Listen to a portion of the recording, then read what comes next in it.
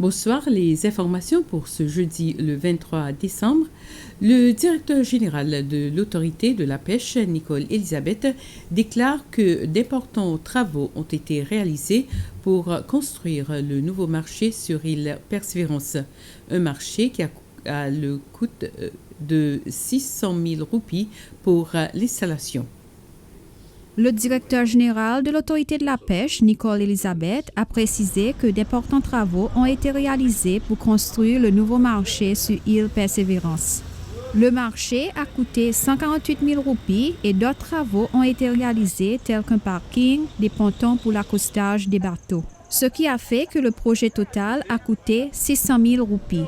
Le marché a été officiellement ouvert ce lundi par le ministre de la Pêche, Jean-François Ferrari, et la députée de l'Assemblée nationale pour l'île Persévérance, Deschila Bastienne.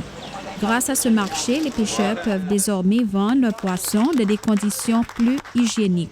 Des fruits et légumes sont également vendus sur ce nouveau marché. Mais il faut noter que ce marché sur île Persévérance est temporaire jusqu'à qu'une décision soit prise pour qu'un marché permanent soit construit dans ce district. 4 des 5 personnes impliquées dans une affaire déportation illégale que la police soupçonne était un peu plus de 142 kilos de drogue illicite ont désormais été inculpées du délit de traite d'êtres humains. Les 4 ont comparu devant la cour ce matin. C'est le cas où la police soupçonne qu'un habitant d'Ansopin, Andy Bistoké, a été échangé contre de la drogue à la fin du mois dernier. 11 Iraniens qui étaient à bord d'un boutre sur lequel Andy se trouvait ont également comparu devant le tribunal. Ils ont également été inculpés pour délit de traite d'êtres humains. Tous les accusés, 15 au total, comparaîtront à nouveau devant le tribunal le 6 janvier prochain. L'autorité de planification des Seychelles a imposé des restrictions sur le coupage des terres pour la construction de maisons et de routes. Les restrictions sont imposées depuis le 20 décembre.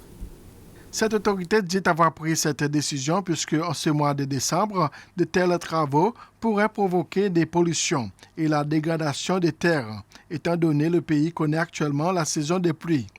L'autorité de planification déclare qu'en collaboration avec d'autres agences, elle est en train de suivre la situation de près et qu'elle lèvera les restrictions une fois la saison des pluies est terminée.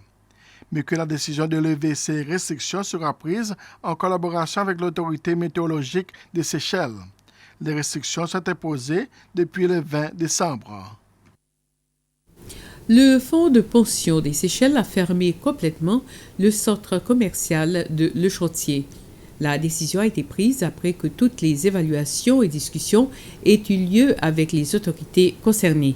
Le responsable des projets du fonds de pension, Marc Saint-Marie, a déclaré que les récentes conditions météorologiques étaient un facteur qui a aidé le fonds de pension à prendre la décision. Le président Waverman Callaghan délivrera demain son message de Noël au peuple séchellois. Le message sera diffusé sur SBC1, Radio Seychelles et sur la page Facebook de SBC à partir de 20h demain. Voilà, c'était notre flash d'information. Merci de l'avoir suivi et bonsoir.